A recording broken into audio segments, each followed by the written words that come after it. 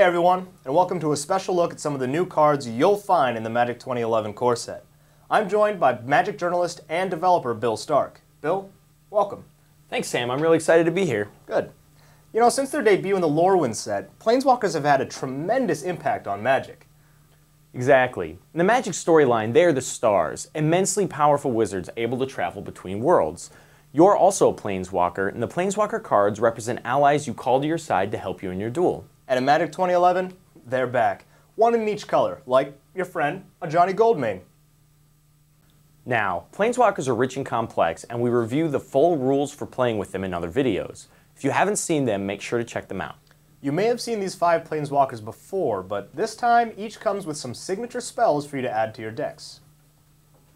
Each color has 2 such cards. One is always a creature, and the other one might be anything.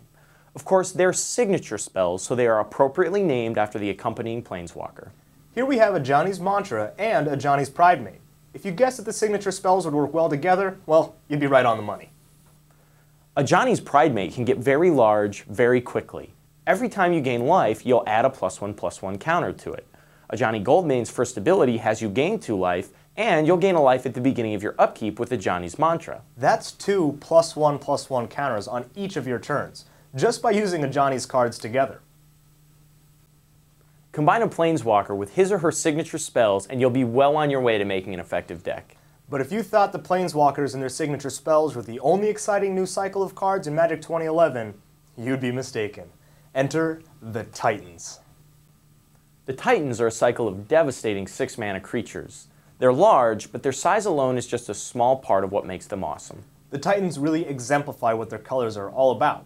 You can increase Inferno Titans' power for the turn by investing some red mana. That means increasing its damage, a very red thing to do. But that's not all.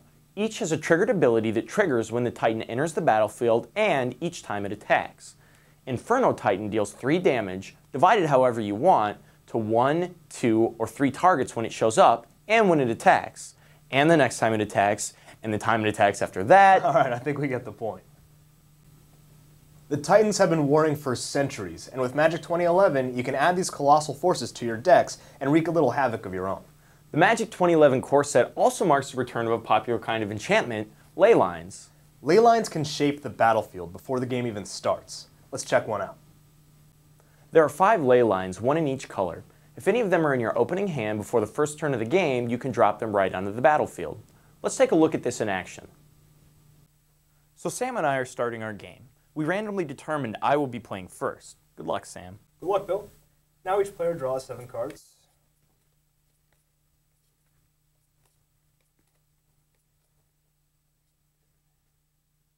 Okay, so Ley Lines have to be in your opening hand to be put onto the battlefield before the first turn, but we're not quite there yet.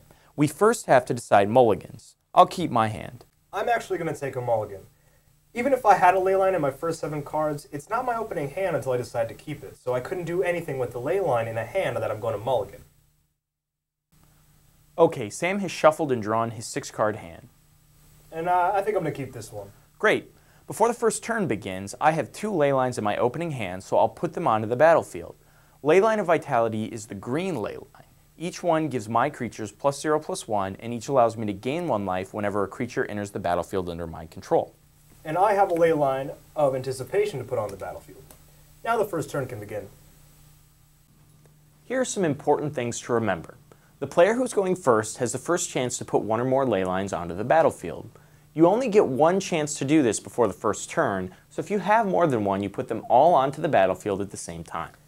And after the first player handles any Ley Lines, each other player in the turn order does the same. You don't have to pay the mana cost for the Ley Lines you put onto the battlefield from your opening hand. And also, because you're not casting them, they can't be countered or responded to.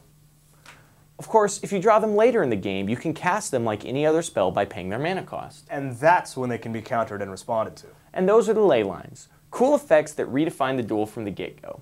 Bill, Magic 2011 looks awesome. It is, Sam. It's the best of what makes Magic magic, with plenty of new twists and turns. In fact, let's get out here and play some more. Thanks again for joining us, and enjoy 2011, everybody.